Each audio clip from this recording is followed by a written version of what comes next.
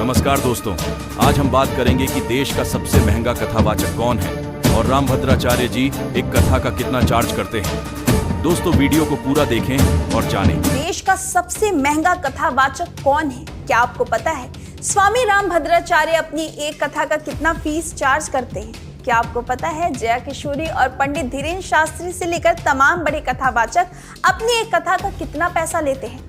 आज आपको 7 ऐसे बड़े कथावाचक के बारे में बताने जा रहे हैं। दोस्तों देखा जाए तो वर्तमान समय में लोगों का अध्यात्म की ओर रुझान तेजी से बढ़ रहा है और इसी झुकाव के कारण देश में खूब सारे भागवत कथा के आयोजन भी हो रहे हैं। सोशल मीडिया के इस दौर में कुछ कथावाचक तो बेहद कम उम्र में रातों रात फेमस हो गए हैं और तो और उनके कथावाचन के डिमांड में जबरदस्त बढ़ोतरी भी हुई है। आज हम आपको देश के कुछ ऐसे ही चुनिंदा कथावाचकों के बारे में बताएंगे, साथ ही ये भी बताएंगे कि वे एक कथा के लिए कितना चार्ज करते हैं। चलिए सबसे पहले हम बात करते हैं जगत गुरु रामभद्राचार्य की। जगत गुरु रामभद्राचार्य का जन्म उत्तर प्रदेश के जौनपुर में सरयू पाड़ी ब्राह्मण परिवार में मकर संक्रांति के दिन 1950 में हुआ था।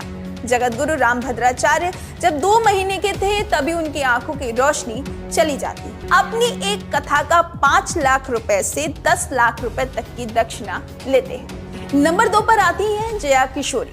जया किशोरी का जन्म 13 अप्रैल 1995 को राजस्थान के सुजानगढ़ में एक ब्राह्मण परिवार में हुआ था। उनका रियल नाम जया शर्मा है और उन्हें किशोरी की उपाधि दी गई, इसीलिए वे अपने नाम में जया किशोरी का इस्तेमाल करती हैं। मीडिया रिपोर्ट्स के मुताबिक श्रीमद् भागवत के वाचन के लिए वो 9,50,000 रुपए फीस लेती हैं। फीस का आधा हिस्सा 4,25,000 रुपए वह कथा से पहले और बाकी कथा होने के बाद लेती हैं। नंबर 3, पंडित प्रदीप मिश्रा। पंडित प्रदीप मिश्रा का जन्म 1980 में मध्य प्रदेश के सीहोर जिले में हुआ था। उनका जन्म सीहोर जिले में होने के कारण लोग उन्हें सीहोर बाबा के नाम से भी जाना करते हैं। पंडित प्रदीप मिश्रा की फीस की बात करें तो एक कथा का तकरीबन 17 से 18 लाख रुपए वो चार्ज करते हैं। नंबर 4 पर आते हैं अनिरुद्धाचार्य। अनिरुद्धाचार्य जी का जन्म 27 सितंबर 1989 को जबलपुर मध्य प्रदेश भारत में हुआ था। उनके माता पिता अध्यात्म से जुड़े हुए थे और बचपन से ही वो भी अध्यात्म में रुचि रखते थे। महाराज भागवत कथा वाचन का 1 लाख प्रतिदिन से भी ज्यादा लेते हैं और कथा 7 दिन तक चलती है। महाराज जी के द्वारा कथा करवाने का पूरा खर्चा 12 से 15 लाख रुपए तक अनुमानित है। नंबर 5 पर आते हैं कथावाचक देवकीनंदन। कथावाचक देवकीनंदन ठाकुर की अगर बात करें तो उन्हें हम एक पुराण कथावाचक, गायक और आध्यात्मिक गुरु भी कह सकते हैं। 1997 से ये श्रीमद् भागवत कथा, श्री राम कथा, देवी भागवत, शिव कथा, भागवत गीता इत्यादि पर प्रवचन दे रहे हैं। देवकीनंदन ठाकुर जी की नेटवर्थ लगभग 5 से 7 करोड़ है। महाराज देवकीनंद ठाकुर विश्व शांति सेवा चैरिटेबल ट्रस्ट के संस्थापक भी हैं। इंटरनेट पर मिली जानकारी के अनुसार वो एक कथा करने के लिए फीस जो लेते हैं वो 10 से 12 लाख लेते हैं। नंबर 6 पर आते हैं पंडित धीरेन्द्र शास्त्री। पंडित धीरेन्द्र शास्त्री का जन्म 4 जुलाई 1996 में बुंदेलखंड के अंचल के छतरपुर जिले के गड़ा गांव में हुआ था। यहीं से उन्होंने अपने जीवन की शुरुआत की थी। बता दें कि धीरेन्द्र शास्त्री एक कथा करने का कितना पैसा लेते हैं, इस बात की सटीक जानकारी या आधिकारिक रूप से जानकारी नहीं है। अलग अलग वेबसाइट पर अलग अलग जानकारी दी गई है। कुछ वेबसाइट पर ऐसा दावा करती हैं कि पंडित धीरेन्द्र शास्त्री एक दिन के लगभग 10 से 15 लाख रुपए दक्षिणा लेते हैं और वह अपने कई बयान में ये भी कह चुके हैं कि कोई भी व्यक्ति अपनी पत्नी और परिवार को छोड़कर हमें कुछ भी दान कर सकता है। नंबर 7 पर आते हैं राजन जी महाराज। राजन जी महाराज का जन्म पश्चिम बंगाल के कोलकाता में एक ब्राह्मण परिवार में हुआ था। उन्हें बचपन से ही आध्यात्म में विशेष रुचि थी।